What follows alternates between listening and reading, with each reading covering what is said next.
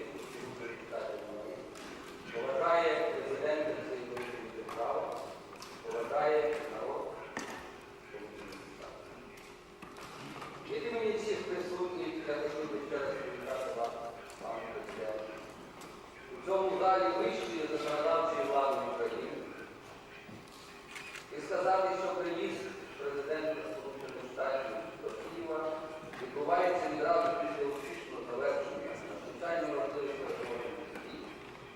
І що їх цим стало підписання історичного договору про скорочення стратегічних партій.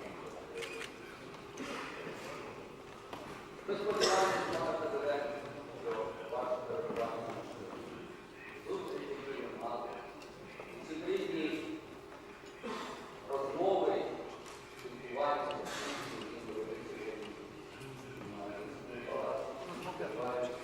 те, що ви поділитесь своїми думками, своїми знами, народними депутатами, представниками всіх політичних сил, які в Україні, буде значною подією і стане історичною відповіддю в житті нашої республіки.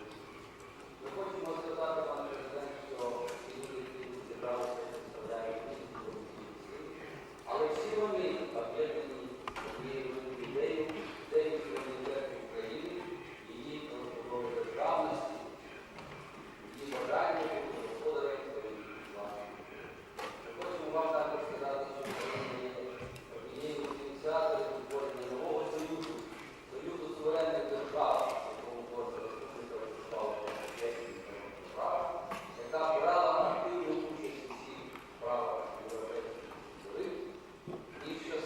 Part in the construction of the European home, and on this basis of sovereignty, fraternity, friendship and cooperation with all other republics and with countries abroad, along this idea all political forces in Ukraine are coming together, and this is the only thing that can guarantee stability. So people in this room and outside of this room, representative of all ethnic groups who live in Ukraine, they feel that the land of Ukraine is the motherland, and we try to build our work based on this idea, and we place our hopes for the future proceeding from this. So now here is the President of the United States, Mr. George Bush.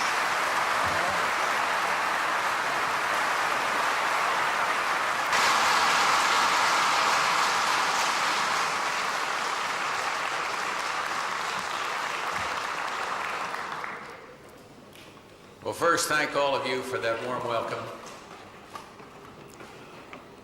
And may I take this opportunity to thank all people of Ukraine that gave us such a warm welcome, such a heartfelt greeting. Every American in that long motorcade, and believe me, it was long, was moved and touched by the warmth of the welcome of the people of Ukraine. We'll never forget it. Chairman Kravchuk, thank you, sir. And to the deputies of the Supreme Soviet, may I salute you, members of the clergy that are here, members of the diplomatic corps, representatives of American pharmaceutical and healthcare corporations, who I understand are with us today, and distinguished guests all. Barbara and I are delighted to be here. Very, very happy. We have only one regret, and that is that I've got to get home on Thursday night. I can still make it. The reason is our Congress goes out tomorrow, finishes their session they're in now, and I felt it was important to be there on that last day of the final session. This beautiful city brings to mind the words of the poet Alexander Dovchenko. The city of Kiev is an orchard. Kiev is a poet. Kiev is an epic. Kiev is history. Kiev is art. Centuries ago, your forebears named this country Ukraine, or frontier, because your steppes link Europe and Asia. But Ukrainians have become frontiersmen of another sort. Today, you explore the frontiers and contours of liberty. Though my stay here, as I said, is far too short, I've come here to talk with you and to learn. And for those who love freedom, every experiment in building an open society offers new lessons and insights. You face an especially daunting task. For years, people in this nation felt powerless, overshadowed by a vast government apparatus, cramped by forces that attempted to control every aspect of their lives.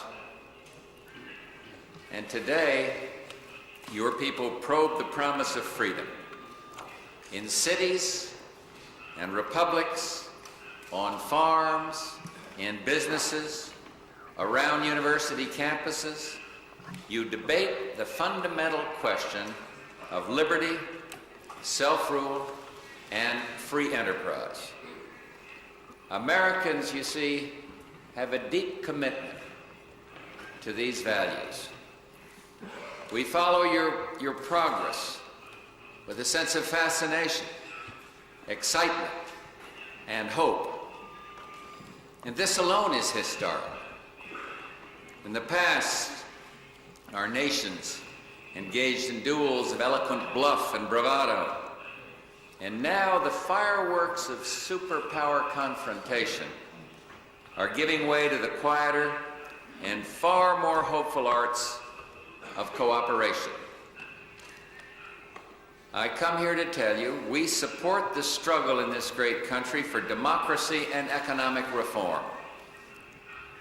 And I would like to talk to you today about how the United States views this complex and exciting period in your history, how we intend to relate to the Soviet Central Government and the Republican governments. In Moscow, I outlined our approach. We will support those in the center and the republics who pursue freedom, democracy, and economic liberty. We will determine our support not on the basis of personalities, but on the basis of principles. And we cannot tell you how to reform your society. We will not try to pick winners and losers in political competition between republics or between republics in the center. That is your business. It's not the business of the United States of America. Do not doubt our real commitment, however, to reform. Do not think we can presume to solve your problems for you. Theodore Roosevelt, one of our great presidents, once wrote, "To be patronized is as offensive as to be insulted." No one of us cares permanently to have someone else conscientiously striving to do him good. What we want to work with, that's someone else for the good of both of us. That's what our former president said. We will work for the good of both of us, which means that we will not meddle in your internal affairs. Some people have urged the United States to choose between supporting President Gorbachev and supporting independence-minded leaders throughout the USSR. I consider this a false choice. In fairness, President Gorbachev has achieved astonishing things, and his policies of glasnost and perestroika and democratization point toward the goals of freedom, democracy, and economic liberty. We will maintain the strongest possible relationship with the Soviet government of President Gorbachev, but we also appreciate the new realities of life in the USSR. And therefore, as a federation ourselves, we want good relations, improved relations with the republics. So let me build upon my comments in Moscow by describing in more detail what Americans mean when we talk about freedom, democracy, and economic liberty. No terms have been abused more regularly nor more cynically than these. Throughout this century, despots have masqueraded as Democrats.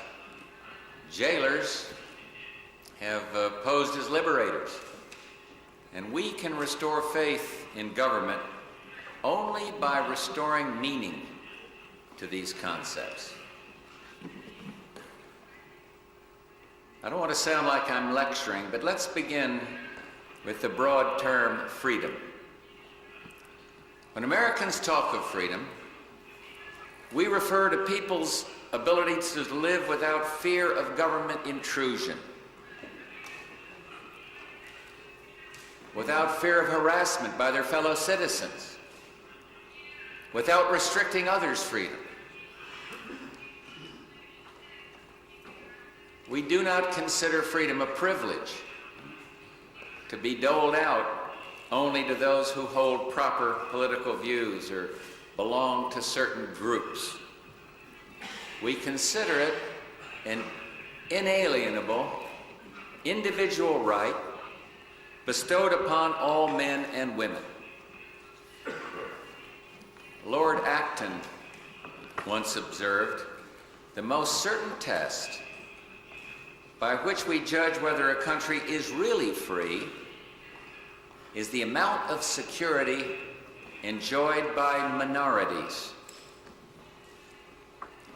Freedom requires tolerance, a concept embedded in openness and in glasnost, and in our First Amendment protections for the freedoms of speech, association, and religion, all religions.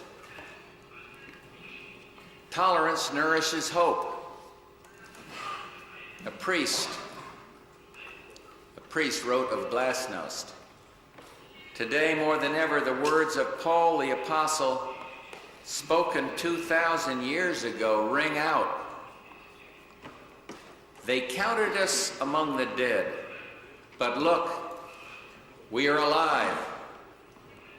In Ukraine, in Russia, in Armenia, and the Baltics, the spirit of liberty thrives.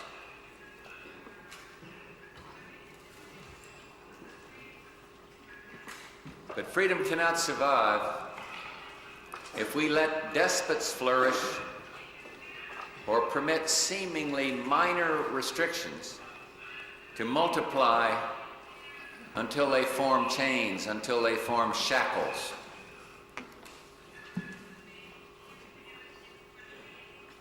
Later today, I'll visit the monument at Babi Yar, a somber reminder, a solemn reminder of what happens when people fail to hold back the horrible tide of intolerance and tyranny. And yet freedom is not the same as independence. Americans will not support those who seek independence in order to replace a far-off tyranny with a local despotism. They will not aid those who promote a suicidal nationalism based upon ethnic hatred.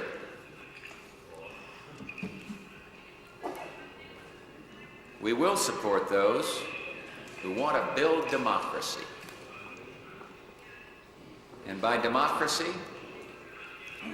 we mean a system of government in which people may vie openly for the hearts and, yes, the votes of the public. We mean a system of government that derives its just power from the consent of the governed,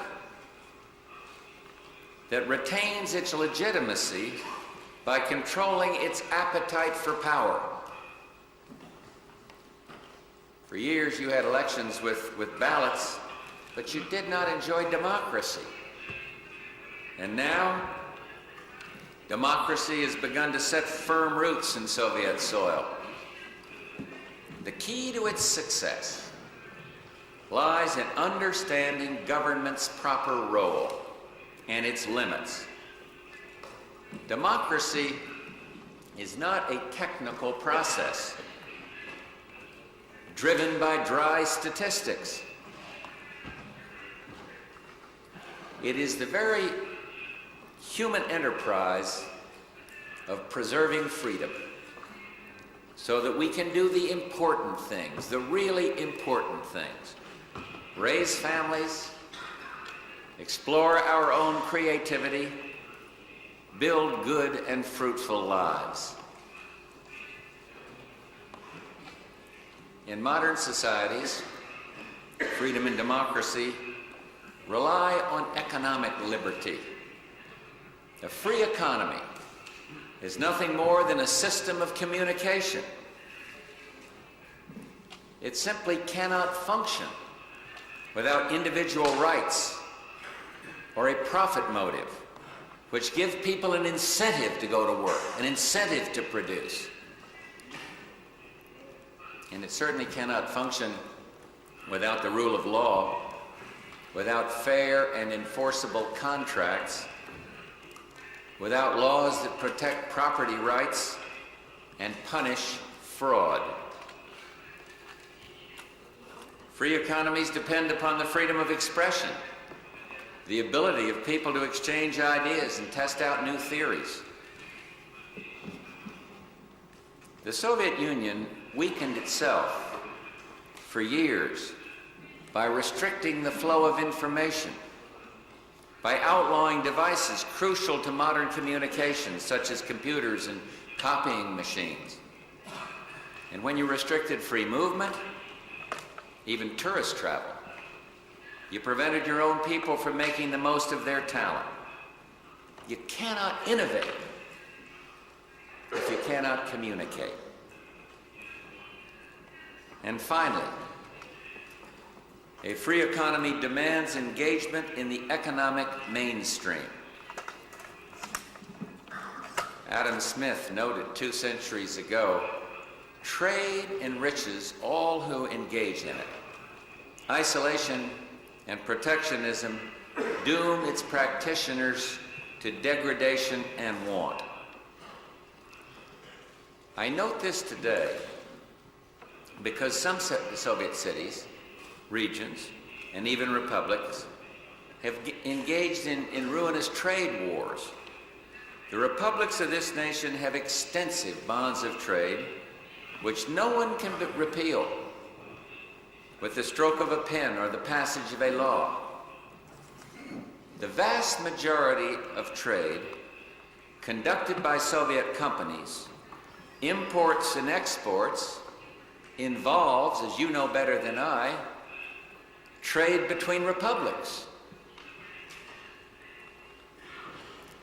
The 9+1 agreement holds forth the hope that republics will combine greater autonomy with greater voluntary interaction, political, social, cultural, economic, rather than pursuing the hopeless course of isolation. And so American investors and businessmen look forward to doing business in the Soviet Union, including the Ukraine. We've signed agreements this week that will encourage further interaction between the U.S. and all levels of the Soviet Union. But ultimately, our trade relations will depend upon our ability to develop a common language of commerce, currencies that communicate with one another, laws that protect innovators and entrepreneurs, bonds of understanding and trust. It should be obvious that the ties between our nations grow stronger every single day. I set forth a presidential initiative that is providing badly needed medical aid to the Soviet Union. And this aid expresses American solidarity with the Soviet peoples during a time of hardship and suffering. And it has supplied facilities in Kiev that are treating victims of Chernobyl. You should know that America's heart, the heart of all, hearts of all, went out to the people here at the time of Chernobyl. We have sent teams to help you improve upon the safety of Ukrainian nuclear plants and coal mines. We've also increased the number of cultural exchanges with the republics, including more extensive legal, academic, and cultural exchanges between America and Ukraine. And we understand that you cannot reform your system overnight. America's first system of government, called the Continental Congress, failed because the states were too suspicious of one another, and the central government too weak to protect commerce and individual rights. And in 200 years, we've learned that freedom, democracy, and economic liberty are more than terms of inspiration. They're more than words. They are challenges. Your great poet Shevchenko noted, "In your own house, can you have your truth, your strength, and freedom?" No society ever achieves perfect democracy, liberty, or enterprise. But if it makes full use of its people's virtues and abilities, it can use these goals as guides to a better life. And now, as Soviet citizens try to forge a new social compact, you have the obligation to restore power to citizens demoralized by decades of totalitarian rule. You've got to give them hope and inspiration, determination, by showing your faith in their abilities. Societies that don't trust themselves or their people cannot provide freedom, and they can guarantee only the bleak tyranny of suspicion, avarice, and poverty. An old Ukrainian proverb says, when you enter a great enterprise, free your soul from weakness. The peoples of the USSR have entered a great enterprise, full of courage and vigor. And I've come here today to say we support those who explore the frontiers of freedom.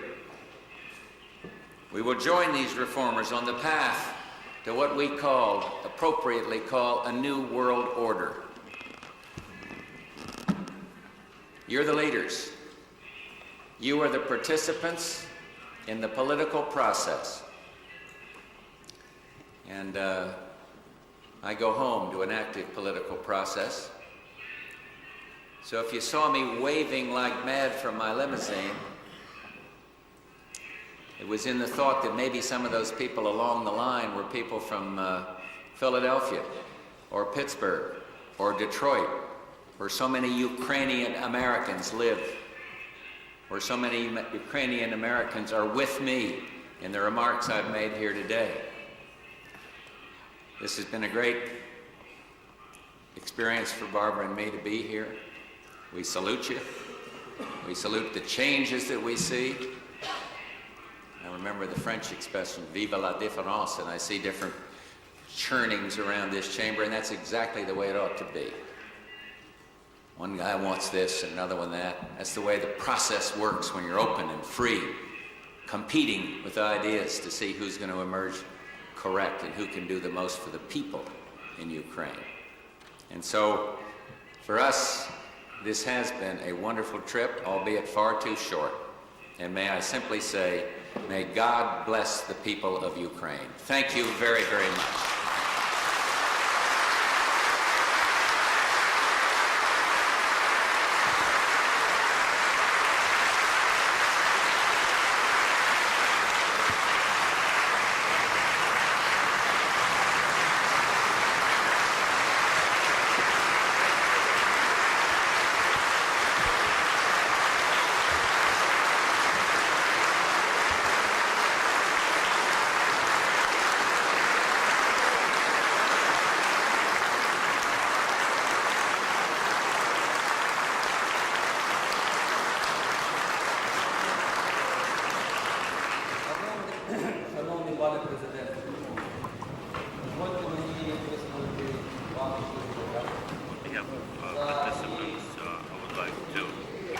My gratitude for sharing your ideas and thoughts with us.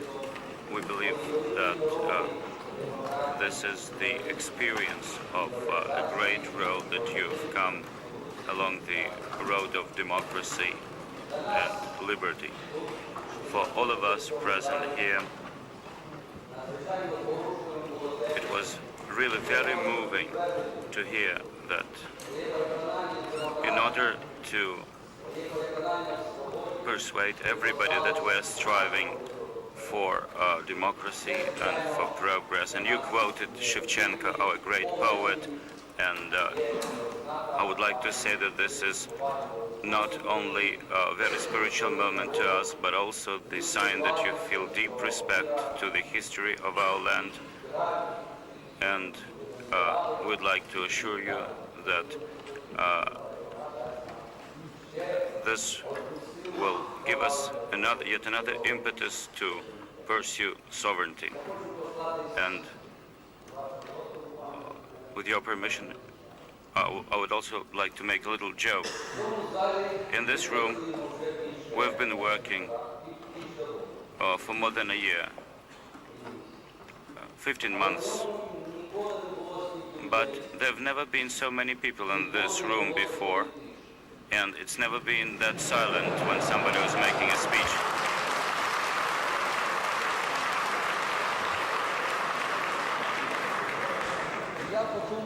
And I just thought that, well, it would be great existence for me if you come here more often.